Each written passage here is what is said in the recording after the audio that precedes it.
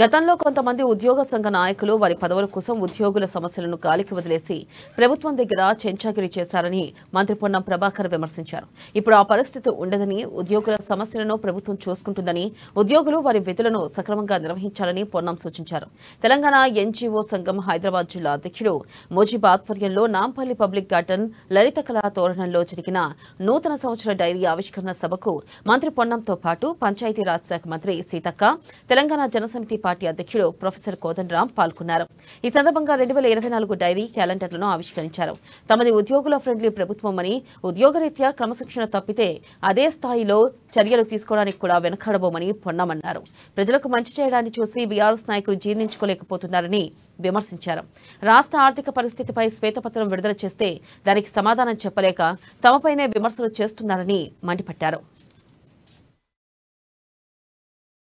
ప్రభుత్వం లోపల అధికారంలోకి వచ్చినాక 48 గంటల్లో 10 లక్షల రూపాయల ఆరోగ్యశ్రీ కావచ్చు, నా శాఖకి సంబంధించినటువంటి తెలంగాణ అక్కా చెల్లెలందరికీ ఉచితంగా ఆర్టీసీ బస్ సౌకర్యం కావచ్చు, అన్ని కూడా చేసినాం. డిసెంబర్ 28 నుంచి 6వ తారీఖు దాకా రాష్ట్ర వ్యాప్తంగా 6 గ్యారంటీల అప్లికేషన్ల ప్రక్రియ కూడా తీసుకున్నాం. మీకు తెలుసు, మీరే మళ్ళీ దానికి కూడా ప్రత్యక్ష సాక్షులు, భాగస్వాములు. గతంలో బీసీ బంద్ అప్లికేషన్ పెడితే ఒక్కొక్క అప్లికెంట్ దాదాపు 200 నుంచి 300 రూపాయలు ఖర్చు చేసుకున్నటువంటి పరిస్థితి ఉండే. కానీ ఇంత పెద్ద ప్రక్రియ ప్రతి గ్రామం నుంచి హైదరాబాద్ నగరంలో డివిజన్ దాకా, స్లమ్ దాకా, బస్సు దాకా 1,05,00,000 అప్లికేషన్లు వచ్చినా ఎక్కడ గుమిగూడిండ్రు, లాఠీ చార్జ్ అయింది, అప్లికేషన్ దొరకలే, అప్లికెంట్కి పైసలు ఖర్చు అయినాయి అనే ప్రస్తావన లేకుండా అంత పెద్ద ప్రక్రియను ప్రజల దగ్గర ఉన్నటువంటి 1,05,00,000 మంది దగ్గర నుంచి ఆ 6 గ్యారంటీల అప్లికేషన్ల ప్రక్రియ తీసుకున్నాం. అవి కాకుండా వివిధ అంశాలకు సంబంధించి 20 లక్షల మంది దగ్గర అప్లికేషన్లు స్వీకరించబడ్డాయి. అంతా కూడా డాటా ఎంట్రీ అయి ఉంది.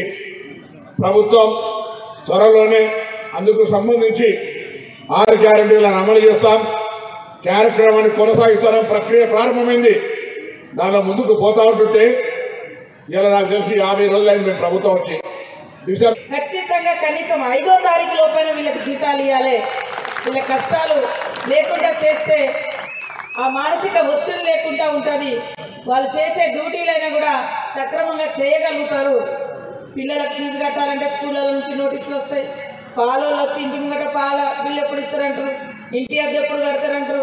ఇవన్నీ సమస్యలతో కూడా సతమతం అవుతుంటే ఒక ఉద్యోగి తన వృత్తి ధర్మాన్ని సక్రమంగా నిర్వహించలేదు. కాబట్టి అటు ప్రభుత్వం నుంచి వచ్చేటువంటి మరి పథకాల అమలు కానీ, ప్రజల నుంచి వచ్చేటువంటి విన్నపాలు కానీ పరిష్కారం కాకుండా మరి మిగిలిపోతాయి. కాబట్టి ఉద్యోగులు సంతోషంగా ఉండాలనే మా అందరి యొక్క ఉద్దేశం అని కూడా మీకు ఈ సందర్భంగా తెలియజేస్తాము.